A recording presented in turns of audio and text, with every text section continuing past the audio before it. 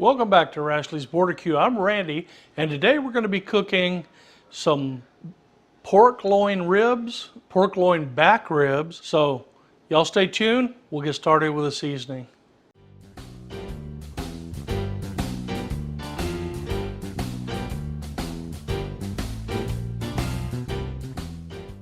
Got 3 racks of those pork loin back ribs. We're going to be using Rio Smokes SPG-OMG, salt, pepper, and oh my gosh, garlic. And we're going to be using some Chupacabra Brisket Magic. Let's get started. We're going to put on the SPG-OMG first, and then we're going to lay over the top of that with the Chupacabra.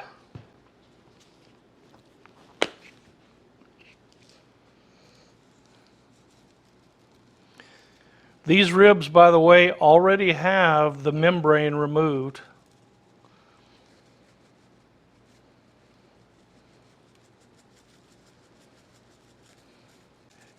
Yes, I know I touched the meat and then touched the bottle again, but we're going to wipe down the bottles before we put them away with some disinfectant wipes.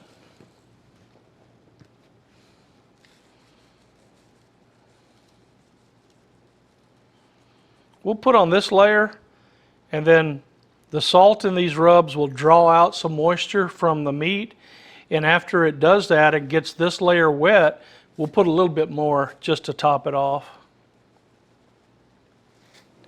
All right, I'm going to finish up the rest of these ribs. That's about all we're going to put for this first layer. And we'll be back. We'll show you getting the fire started and getting these on the grill or on the smoker.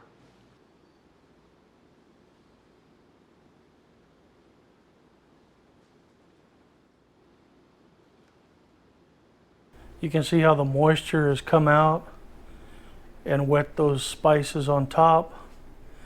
We've already put a second light dusting of the Chupacabra rub on top. Let's go outside and get the grill started. We got about 3/4 of a chimney of Kingsford charcoal briquettes. We're going to use those to start the lump charcoal. Today we're going to be cooking on the good one, the Heritage oven. And there's the leftover lump from my last cook. We're going to pour the briquettes in 3 separate spots on the bottom.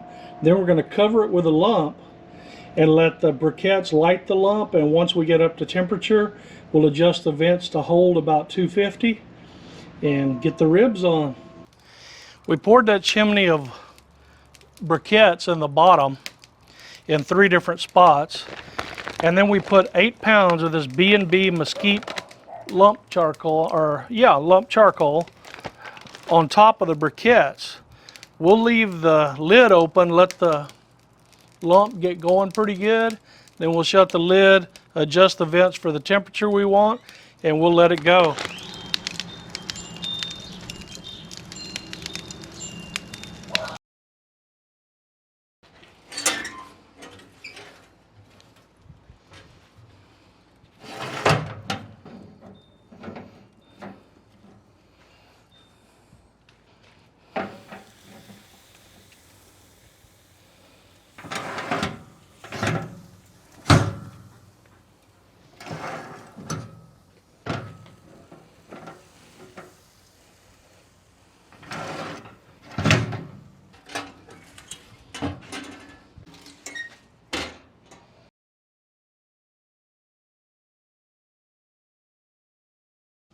The ribs are up to about 155 degrees.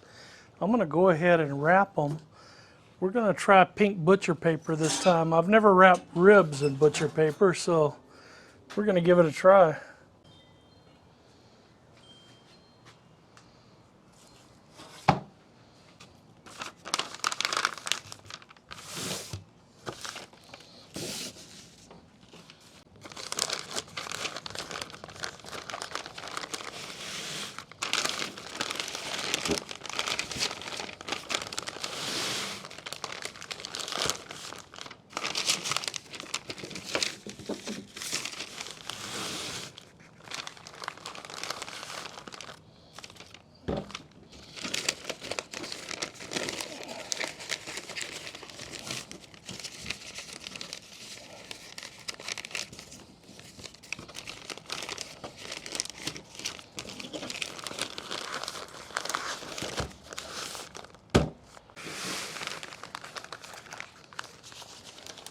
I'm gonna get another set of paper ready.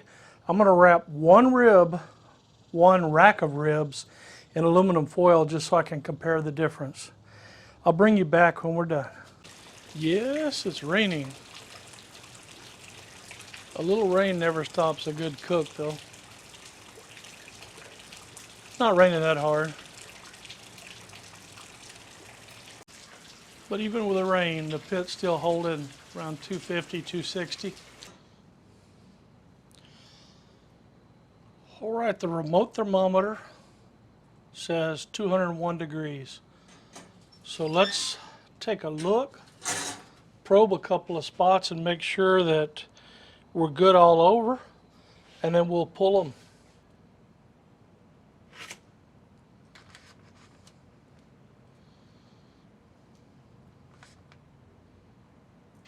Oh yeah, everywhere I probed it was 200 or over. The probe went in like going into butter.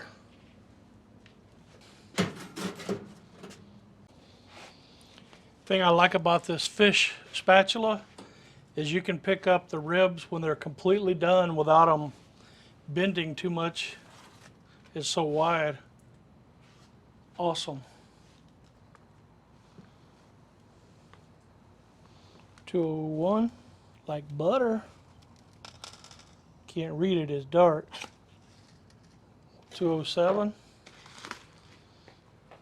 They're probably going to be a little too done, a little too soft, which is better than tough, right? That one is not done yet. I'm going to wrap it back up and put it back on.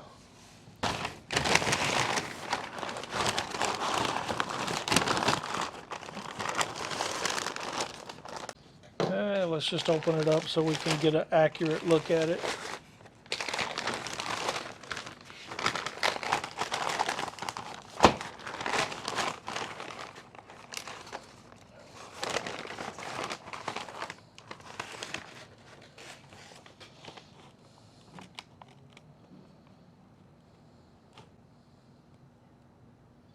Looks good.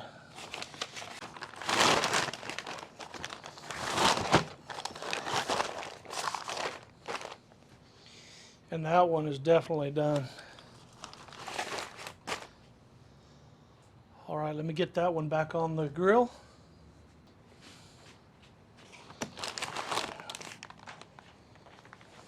And we'll let it go for a little longer. Meanwhile, let's get these inside and check them out.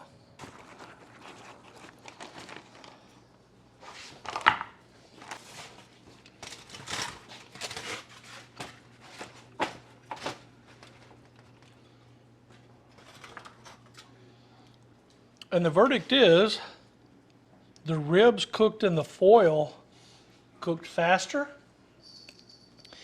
and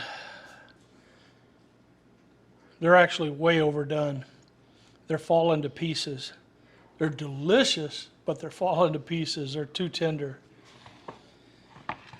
The ribs cooked in the butcher paper still have good pullback on the bones. They're done, they're very flexible, but they're not overdone. They didn't cook as quickly as the one in the foil. And as I showed you outside, one of the racks actually is way behind both of these, and I had to leave it on outside. It's only at about 170 degrees. So let's slice one of these off. Oh, well, these are overdone too. I'm not going to complain though, I'm going to eat them. Yeah, it's falling off the bone tender. I blew it on this one, but they're still going to eat the same. Excellent smoke ring. But as you can see, it's just falling off the bone.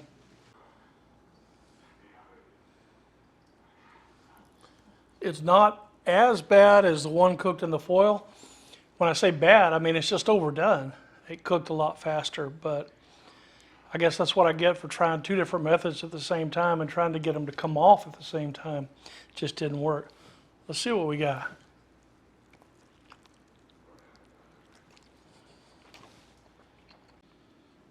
those seasonings work well together. Real smoke, salt, pepper, and garlic. And it's definitely a little saltier than they usually are, but not too salty. These are really good. Along with the Chupacabra Brisket Magic, which is pretty light on sodium. It doesn't have a lot of salt in it. So the two complement each other and they work well together. If you haven't tried them, get you some of each and try them. Try them together. See how you like them on ribs. Well, I'm going to slice this up, call a buddy of mine and give him some of the ribs. So we hope you enjoyed the cook. Good, bad, or indifferent. Sometimes things just go wrong. But even the things that go wrong are good to eat. So we'll catch you later down the road on Rashley's Border Q. Click like, subscribe. Thanks for watching. Adios. Sweetie, you hungry?